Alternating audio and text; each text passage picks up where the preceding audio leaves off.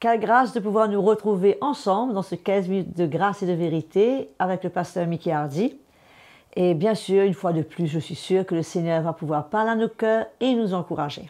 Mais avant de passer à cette prochaine étape, je vais maintenant partager avec vous ce merveilleux chant, ce vieux chant qui parle de rendre grâce au Seigneur, mais surtout, mes frères et sœurs, avec un cœur reconnaissant. Amen. Rends grâce d'un cœur reconnaissant, rends grâce à celui qui est saint, rends grâce car il a donné Jésus-Christ, son Fils.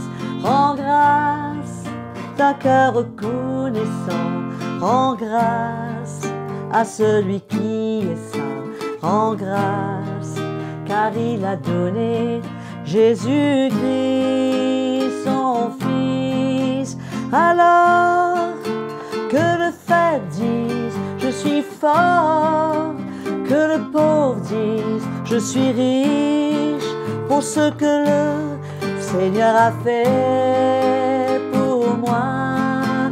Alors que le faible dise, je suis fort, que le pauvre dise, je suis riche, pour ce que le Seigneur a fait pour moi. Rends grâce. Alléluia. Oui, rends grâce. Alléluia. Merveilleux de pouvoir avoir ce cœur reconnaissant et de pouvoir rendre grâce au Seigneur. Mes frères et sœurs, dans les déclarations des apôtres, aujourd'hui, le pasteur Mickey Hardy va partager avec nous la déclaration de Paul dans 2 Corinthiens chapitre 8, où il parle, il dit « Il s'est fait pauvre pour nous ». De quelle pauvreté l'apôtre Paul parle-t-il? S'agit-il d'argent ou de richesse spirituelle? Donc, sans plus tarder, écoutons ce que le pasteur Mickey Hardy a à nous dire sur ce sujet tellement intéressant. Et je vous retrouve tout de suite après. Nous te remercions, Audrey, pour ce chant merveilleux et nous sommes encouragés et édifiés avant d'écouter la parole du Seigneur. Bienvenue à tous sur notre programme 15 minutes de grâce et de vérité, programme journalier et que je suis sûr vous aide dans votre marche avec le Seigneur, dans vos combats, dans vos luttes, et même dans vos incompréhensions. Et souvent, quand la parole de Dieu vient à nous, elle nous éclaire, elle nous relève, elle nous encourage et nous ressentons le cœur du Seigneur, l'amour de Dieu pour nous. Et c'est ça qui compte en tant qu'enfant de Dieu. Amen. Donc aujourd'hui, nous allons lire dans la deuxième épître de Paul aux Corinthiens, dans le chapitre 8. Nous allons lire un verset. 2 Corinthiens, chapitre 8. Nous allons lire le verset 9.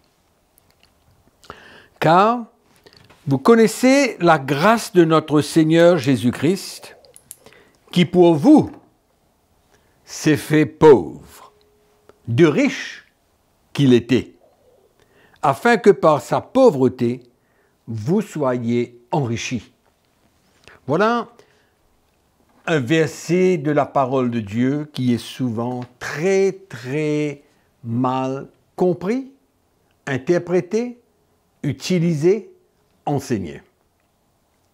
Parce que souvent, l'Église, les prédicateurs, utilisent ce verset en parlant de l'argent, en parlant de la prospérité que chacun doit vivre, parce que Jésus s'est fait pauvre afin que nous soyons enrichis. Mais nous avons besoin de comprendre que le langage de Paul dans ce texte est un langage spirituel. Donc cette richesse que l'apôtre Paul parle n'a rien à voir avec de l'argent, avec des richesses matérielles, avec des choses que notre chair désire, mais ça parle plutôt d'une richesse spirituelle. Amen. Donc, quand Paul vient dire la grâce de Dieu qui a été manifestée par le Seigneur, qui s'est fait pauvre pour nous, de riche qu'il était. Ici, l'apôtre Paul ne parle pas de sa vie sur cette terre, comme quoi que Jésus était riche et puis il est devenu pauvre. Non. Au fait, Paul explique cela bien clairement dans son épître aux Philippiens, au chapitre 2. Peut-être que ce serait intéressant pour nous de lire ce texte rapidement. Le verset 5, Philippiens chapitre 2. Alors, ayez en vous les sentiments qui étaient en Jésus-Christ, existant en forme de Dieu. Il n'a point regardé son égalité avec Dieu comme une proie à arracher, mais il s'est dépouillé lui-même en prenant une forme de serviteur, d'esclave, en devenant semblable aux hommes, et il a paru comme un vrai homme. Il s'est humilié lui-même en se rendant obéissant jusqu'à la mort, même jusqu'à la mort de la croix. Voilà ce que Paul nous enseigne. Voilà ce qu'il veut dire dans le deuxième épître de Corinthiens au chapitre 8. Jésus, la Bible nous dit, il s'est dépouillé lui-même. Il n'a point regardé son égalité avec Dieu. Il a pris une forme de serviteur, d'esclave. Il est venu donner sa vie, il a perdu sa vie. Il n'a pas considéré la gloire qu'il avait comme une proie à arracher. C'est comme ça, c'était ça la richesse de Christ, ce qu'il était avant de venir sur la terre, avant d'être engendré dans un corps de la chair, le Fils de Dieu. Le Fils de Dieu qui est devenu Fils de l'homme. C'est de ça que Paul parle. Lui qui était riche, spirituellement, on a lu. Et comment il est descendu?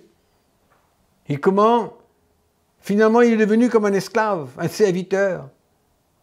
C'était ça, sa pauvreté, que Paul est en train de parler. Ce n'est pas des sous, ce n'est pas de l'argent ni des choses matérielles qu'on peut toucher. C'était sa condition.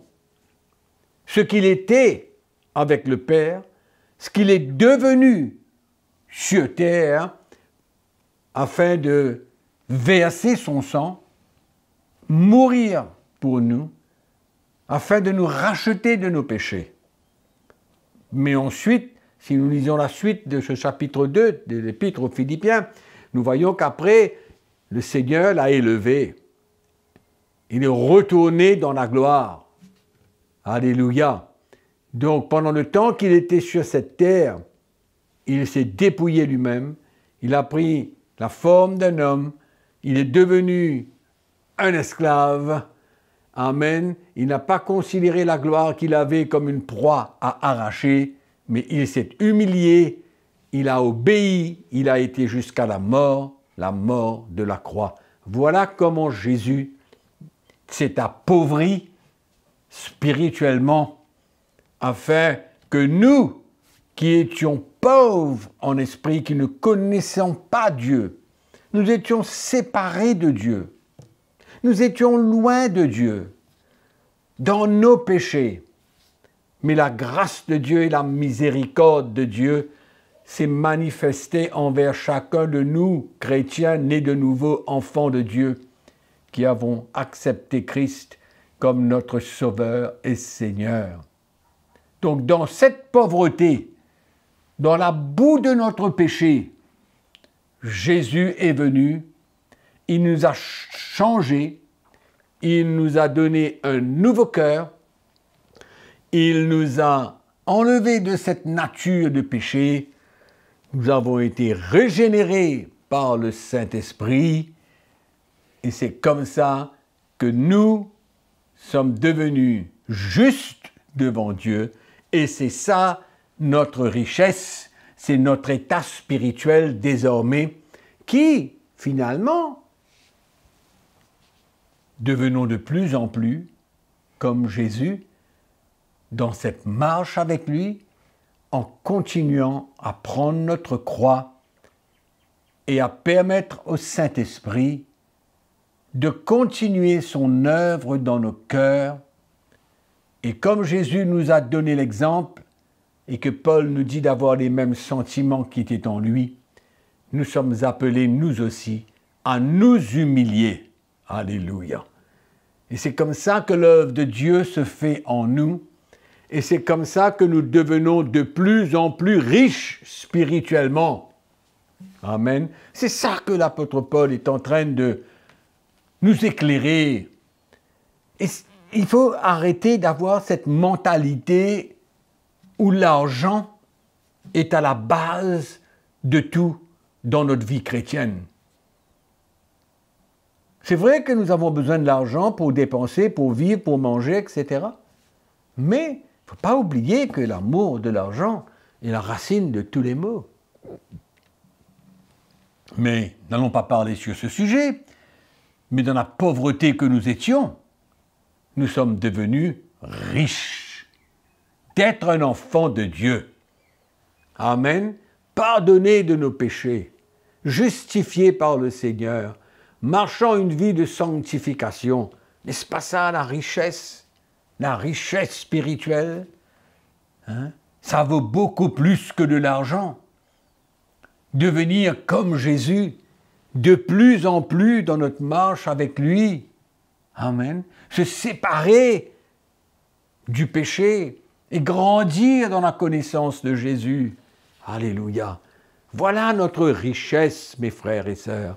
Je veux vous encourager à ne pas vous laisser embêter, tromper, pas vous laisser séduire par des hommes qui courent auprès de l'argent et qui interprètent ce texte comme quoi que maintenant, nous qui étions pauvres matériellement, maintenant, nous sommes riches matériellement.